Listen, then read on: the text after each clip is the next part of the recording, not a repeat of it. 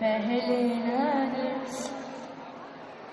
احساس کے پردے نظر آئے، ایما کی شرارت تیری ہوئی، سجدوں کی جڑ اللہ سب اپنا سودا بھول گیا، کعبے پہ پڑی جب پہلی نظر، کیا چیز ہے دنیا بھول گیا۔ سبحان اللہ۔ خواتین و حضرات، جس چھت کے نیچے ہم جمع ہیں، اس تقریب کا اہتمام جو انجمن کر رہی ہے اس کا تذکرہ میں کرتا چلوں آپ سے۔ مرکز امید نے ایک مقابلے کے لیے، مضمون نگاری کے لیے اور پینٹنگ کمپٹیشن، ڈرائنگ اور اسکیچز بنانے کے لیے کراچی کے 250 اسکولوں کو دعوت دی۔ ان 250 اسکول نے اپنے جو بچوں نے وہ پینٹنگز پیش کی اور جو ایسے لکھ کے دیے، تقریباً 10,000 مضامین اس مقابلے میں جمع ہوئے۔ 10,000۔ اور انتہائی فخر کی بات ہے کہ تقریباً 25,000 پینٹنگز اس کمپٹیشن میں شامل ہیں۔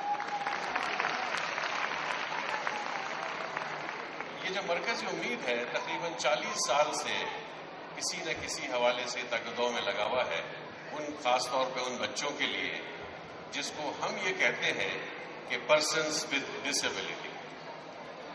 اچھا، یہ ڈسیبلٹی کا اتنا ایک فیشن ہو گیا ہے کہ لوگ اس بات کو سمجھ نہیں پاتے ہیں کہ ڈسیبلٹی کیا ہو سکتی ہے۔ ڈسیبلٹی مجھے بھی ہو سکتی ہے۔ اب ٹیکنیکلی ڈسیبلٹی کیا چیز ہے ہمیں شاعری میں جاننے کی ضرورت نہیں ہے۔ اس سے اگر آپ یہ کہیں کہ یہ لمیٹڈ فنکشنالٹی ہے، ہو سکتا ہے کسی وجہ سے ان کی کوئی خصوصیت یا کوئی ان کی حرکت محدود ہو جائے تو وہ لمیٹڈ فنکشنالٹی ہے۔ اچھا، اگر ہم لمیٹڈ فنکشنالٹی کی بات کرتے ہیں تو ایسا لگتا ہے کہ ہم اس منفی جہت کو، اس نیگیٹو ڈائمنشن کو ہوا دے رہے ہیں یا اس کو ابھار رہے ہیں کہ یہ لمیٹڈ فنکشنالٹی کا بچہ ہے۔ لیکن خواتین حضرات، یہ بھی تو ہو سکتا ہے کہ اس میں وہ ایبلٹیز ہوں جو سو کالڈ ایبل میں نہ ہو۔ تو اگر ہم یہ کہیں ان سے person with different abilities, forget that word disability, forget that word limited functionality, remember them as persons with different abilities۔ اب ان میں کیا different abilities ہیں اس کو دیکھنا پڑے گا کہ وہ کس حد تک ہمیں بتا سکے یا ہم کس حد تک معاون ہو سکے ان کی اس خصوصیات کو لوگوں کو بتانے میں۔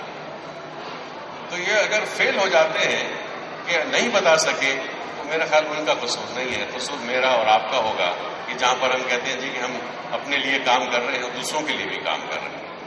تو یہ میرا مختصر سا تعارف تھا اس مرکز امید کی اس تقریب کا، جو آج جن اسکولوں کو اور جن بچوں کو انعامات دیے جائیں گے اس حوالے سے تقریب ہے۔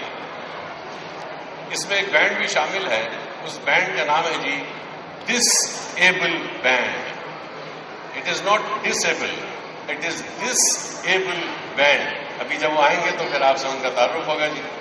میرے ساتھ دو بڑے معروف اینکر ہیں، نوجوان ریڈیو ٹیلی ویژن سے وابستہ ہیں، اور میں ان کا تعارف کراتا ہوں جی۔ ہماری جو تشریف لائیں گی یہاں پر، ان کا نام ہے نادیہ بٹ۔ یہ پروفیشنل ماڈل بھی ہیں اور ان کا تعلق کئی شو بزنس سے رہا ہے اور ہے ابھی۔ ان کے ساتھ آئیں گے جی جعفر خضر علی جمالی صاحب، ان کا تعلق FM 105 حیدرآباد سے ہے۔ میں درخواست کروں گا وہ جہاں کہیں بھی ہاتھ اٹھا کے بتا دیں گے جی آپ یہاں پر۔ تو یہ بقیہ پروگرام یہ لوگ کریں گے۔ اس سے پہلے کہ نادیہ صاحبہ یہاں پر آئیں اور اگلے مہمان کو دعوت دیں، میں ایک بات آپ سے کہنا چاہتا ہوں۔ اگر آپ نے ملا نصیر الدین کا نام سنا ہے تو میں بچپن سے ان کا نام سن رہا ہوں، اور میں ابھی تک بھولتا نہیں ہوں. اور ابھی بھی بچے ملا نصر الدین کے لطیفے سنتے ہوں گے. تو ملا نصر الدین ایک دفعہ اپنے گھر میں کوئی چیز ڈھونڈ رہا تھا. تو اس کے پڑوسی نے اس سے پوچھا کہ ملا تم کیا ڈھونڈ رہے ہو؟ تو ملا نصر الدین نے کہا کہ میرے ایک سونے کا سکہ کھو گیا ہے، وہ میں ڈھونڈ رہا ہوں. تو اس کے پڑوسی نے کہا کہ میں تمہاری مدد کر سکتا ہوں؟ تو اس نے کہا تمہاری مرضی ہے. تو وہ ملا نصر الدین کی مدد کرنے اپنے گھر سے آیا، وہ صحن میں ڈھونڈنے لگے. 1-1.5 گھنٹہ گزر گیا، اس میں وہ سکہ نہیں ملا اس کو. تو جب سکہ نہیں ملا تو اس نے پوچھا پڑوسی نے کہ ملا یہ سکہ کھویا کہاں تھا تمہارا؟ ملا نے کہا وہ تو جنگل میں کھویا تھا. تو اس نے کہا پھر یہاں ڈھونڈ کیوں رہے؟ اس نے کہا ڈھونڈنا آسان بات، اس لیے میں ڈھونڈ رہا ہوں. کبھی آپ غور کیجئے، یہ 5ویں جماعت میں نے لطیفہ سنا تھا، میں بڑا ہنسا. اس کا اصل جو پیغام تھا مجھے 10 سال بعد سمجھ آیا. اور وہ پیغام یہ ہے کہ ہم بھی کام نیت سے وہی کر رہے ہوتے ہیں جو ہم بڑا مشکل کام ہے، لیکن اس کے لیے وہ تگدو نہیں کرتے. اگر سکہ ڈھونڈنا ہے تو جنگل میں جانا پڑے گا. اگر آپ واقعی چاہتے ہیں کہ یہ جو لمیٹڈ فنکشنالٹی کے بچے ہیں یا وہ جو ود ڈفرینٹ ایبلٹی کے بچے ہیں، ان کو سپورٹ کیا جائے، ان کی ہمت افزائی کی جائے، تو پھر ان کے ساتھ ساتھ کام کرنا پڑے گا.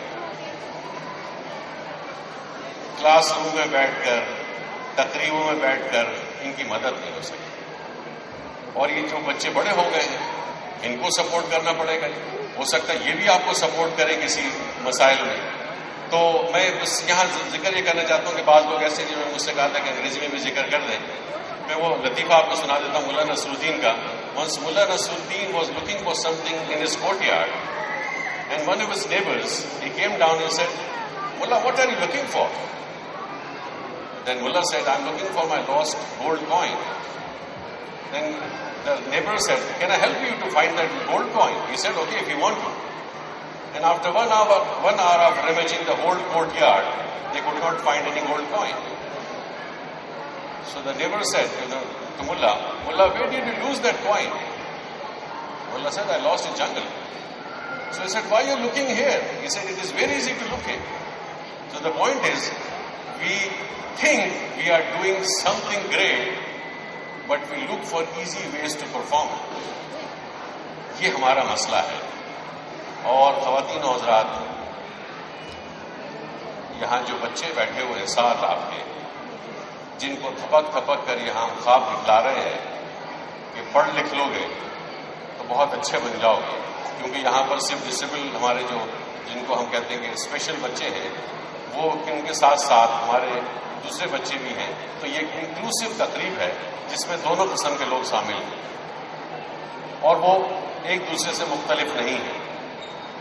تو میں کہہ رہا تھا کہ اگر ہم یہ کہہ رہے ہیں، سوچ رہے ہیں، سکھا رہے ہیں بچوں کو، آنے والی نسلوں کو، کہ اگر تم پڑھ لکھ لو گے تو کامیاب ہو جاؤ گے، اگر تم پڑھ لکھ لو گے تو اچھی نوکریاں مل سکیں گی، تم اگر پڑھ لکھ لو گے تو زندگی میں کامیاب کہلاؤ گے.